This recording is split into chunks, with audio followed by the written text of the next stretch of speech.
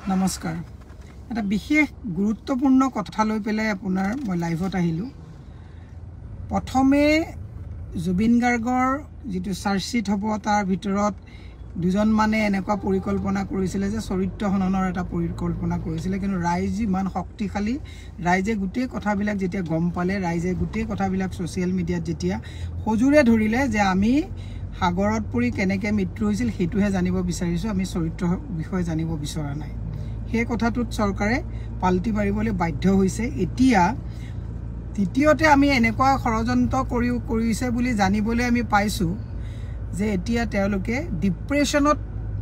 জুবিন গাৰ্গ মৰিছিল নেকি তেনেকুৱা কথাও চাৰ্জশিটত আহিব বুলি আমি অনুমান পাইছো আমাকো খবৰ দিয়া মানুহ থাকে খবৰ আমি সোশ্যাল মিডিয়া যোগেদি হয়তো পাব পাৰো বা বেলেগ কিবাতে পাব পাৰো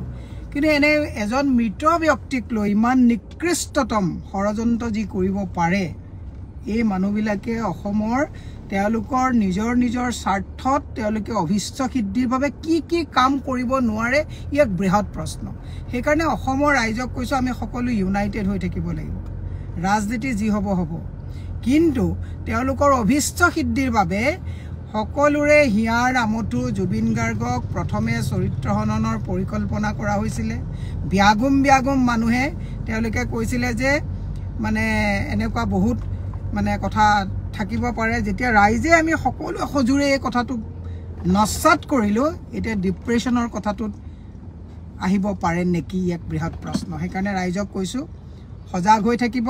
যি সকলে অন্ধভাৱে এই সকলক বৰমুৰিয়াক সাপোৰ্ট কৰে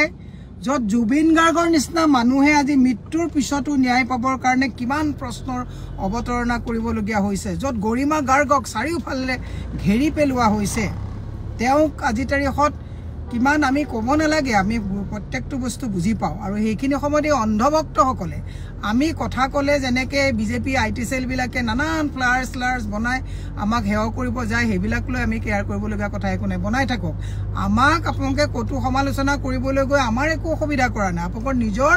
মানসিক স্থিতিক আপোনালোকে এটা বেয়া পৰ্যায়লৈ লৈ গৈছে এইবিলাক হৈ যাব কিন্তু যিবিলাক মানুহে সকলোৰে হিয়াৰ লক্ষ মানুহ পৃথিৱীয়ে আজি জুবিন গাৰ্গৰ ন্যায় বিচৰা সময়ত জুবিন গাৰ্গৰ ন্যায়ৰ চাৰ্জশিটত কি তেওঁলোকে কলংক হানিব কি কথা আনিব এই কথাবিলাকৰ পৰিকল্পনা কৰি এজন মৃত ব্যক্তিক তৃতীয়বাৰৰ কাৰণে হত্যা কৰাৰ যি ষড়যন্ত্ৰত লিপ্ত হৈছে অত্যন্ত গঢ়িত উদ্দেশ্য প্ৰণোদিত মই সদায় কৈ আছো যে nothing is top secret in politics এইটো যদি কোনোবাই ভাবিছে